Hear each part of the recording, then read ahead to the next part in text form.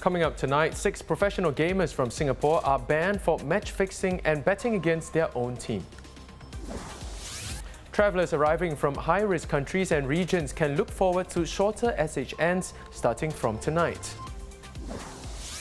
And a month to go before the Olympics, the Games are not looking like it will be much fun for the fans.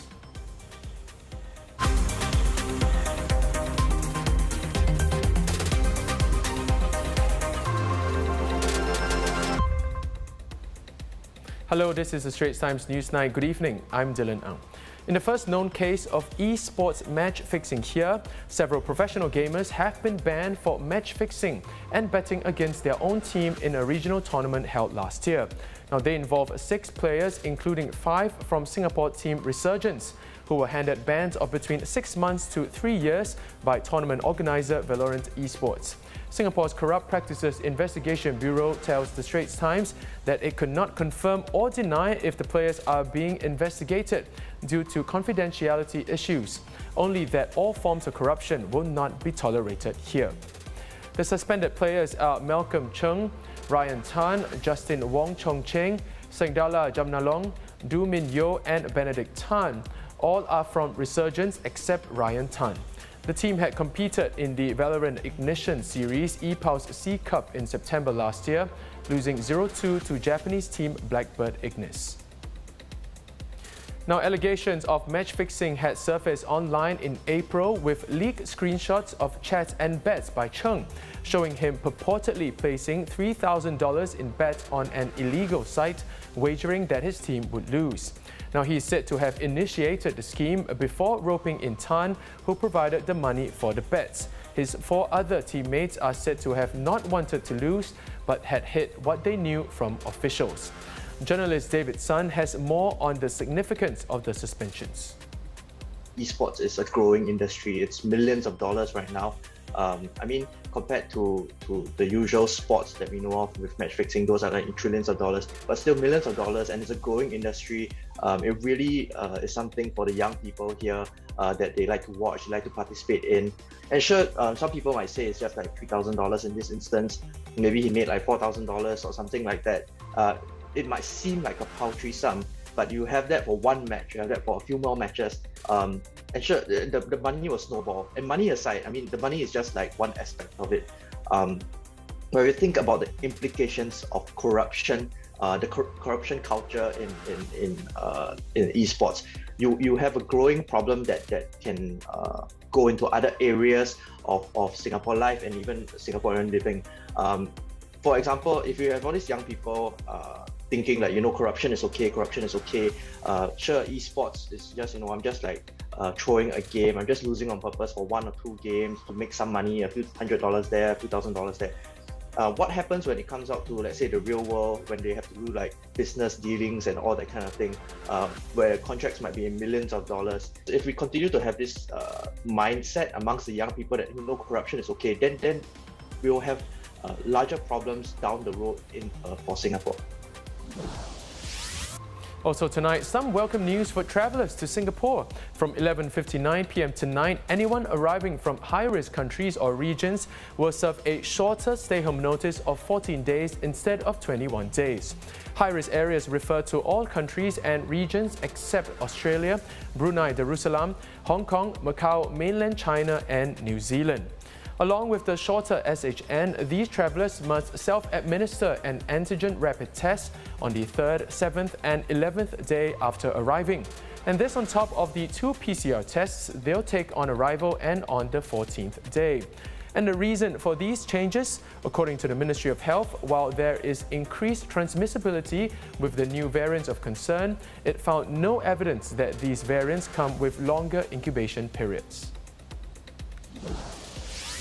Now, for those of you hoping to travel again, here's something to look forward to. Foreign Minister Vivian Balakrishnan, who's just returned from Vietnam, says that in the next few months, Singapore and Vietnam will look at gradually relaxing restrictions for business trips and for personal travel to selected tourist sites. Such plans will depend on how fast Vietnam can vaccinate its population, with only about 2% inoculated so far. And Singapore will be getting a batch of COVID-19 vaccines called Comirnaty that are the same as the ones from Pfizer-BioNTech already used here. From its research name to the finished product specifications, everything about Comirnaty and Pfizer's vaccines are the same. The only difference is the label. According to the Ministry of Health, individuals who get either vaccine will have an adjusted label showing Pfizer-BioNTech Comirnaty on their records. And looking at the latest COVID-19 numbers, 22 new infections confirmed today, 9 imported and 13 locally transmitted. 10 of the local cases are linked and 3 currently unlinked. Now, meanwhile, in other news, almost 3,000 cartons of duty unpaid cigarettes have been seized from 2 trucks in Yishun, and 4 Singaporean men aged between 21 and 48 arrested. The total duty as well as GST evaded amounted to more than $275,000.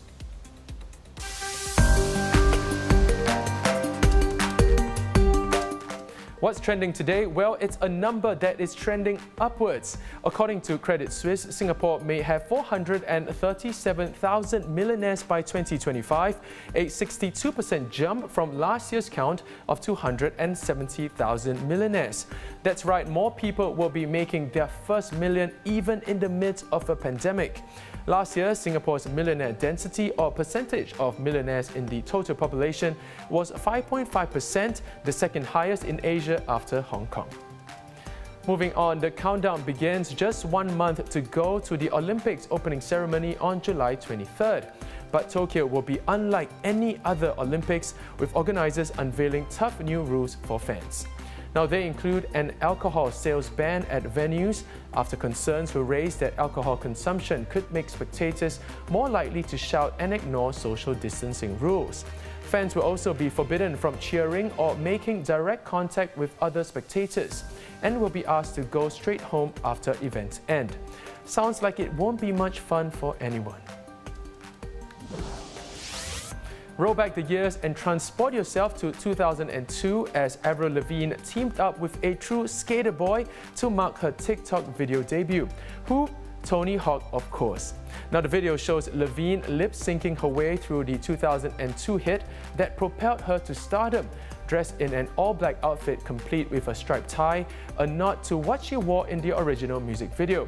The camera then shifts to Hawk as it gets to the chorus. He was a skater boy, she said, "See you later, boy," as he performed stunts on a ramp. Certainly brought a smile to my face and that of many netizens, with the video accumulating more than 4 million likes in just a day. One fan's comment sums it up best: "This is the collab we all wanted in middle school."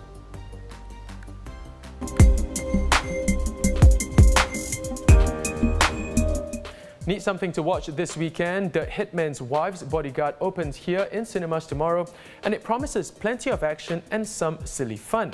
The sequel to the 2017 breakout hit The Hitman's Bodyguard stars Ryan Reynolds, Samuel L. Jackson and Salma Hayek, and it has already topped the US box office chart in its debut, edging out A Quiet Place 2. Expect lots of blood, action and star power as Reynolds reprises his role as bodyguard Michael Bryce alongside Jackson, who plays the assassin Darius Kincaid, as they embark on yet another life-threatening mission. And that wraps up the Straits Times Newsnight. Do visit straitstimes.com to see more news and videos, and subscribe to our YouTube channel by hitting the button below. Keep safe, I'll see you tomorrow.